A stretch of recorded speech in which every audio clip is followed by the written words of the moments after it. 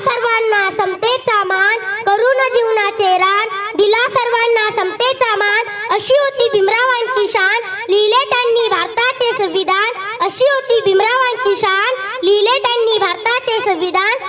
सूर्याप्रमाणे तेज देणारे माझे व्यासपीठ, चंद्राप्रमाणे शीतल छाया देणारे परीक्षक आणि चांदण्याप्रमाणे चमकणाऱ्या माझ्या मित्रमैत्रिणींनो, सर्वप्रथम सर्वांना माझा नमस्कार. माझे नाव ईश्वरी आहे.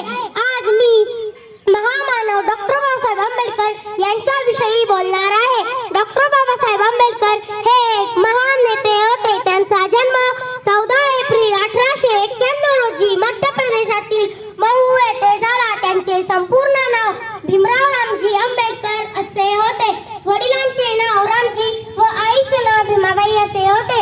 डॉक्टर बाबासाहेब आंबेडकर हे लहानपणापासूनच अत्यंत हुशार आणि महत्वाकांक्षी होते. ते दलित असल्यामुळे शाळेच्या जीवनात त्यांना खूप त्रास दिला जात असे. तरी त्यांनी विदेशात जाऊन उच्च शिक्षण घेतले. शिक्षण हे वाघिणीचे दूध असते, शिक्षण हे वाघिणीचे दूध असते.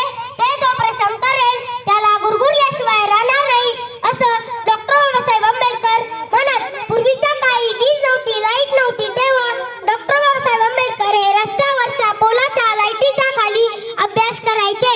डॉक्टर बाबासाहेब आंबेडकर हे 24 तासातून फक्त 8 तास झोपायचे आणि 16 तास अभ्यास करायचे.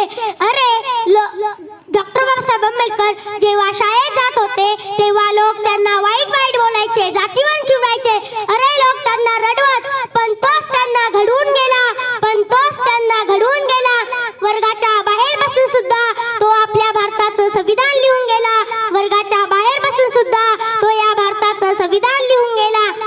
डॉक्टर बाबासाहेब आंबेडकर यांनी दलित या समाजावर होणाऱ्या अन्यायासाठी वाचा फोडण्यासाठी अनेक सत्याग्रह केले. श्रमिक, शेषिक, स्त्रिया अशांना अंधकर्मय प्रतिज्ञेचा संदेश दिला. शिका, संघटित व्हा हा संदेश डॉक्टर बाबासाहेब आंबेडकर यांनी दिला. चवदार तयाचे पाणी नवशक्ती मानवा आणि या शक्ती मागे मूर्ती भीमकाय देई स्फूर्ती चरुमुक्यास दिदली वाणी. चवदार तयाचे पाणी तेजा बजलाचे झाले, दीनांना प्रेरित केले अन्यायाला लढुनी. नवशक्ती मानवा आणि नकारून परंपरेला, स्वीकारून मानवतेला करुणेची आर्तविराणी. चवदार तयाचे पाणी आत्मभान जागे केले, मानवास मीपण दिदले धम्मचक्र ये परतोनी.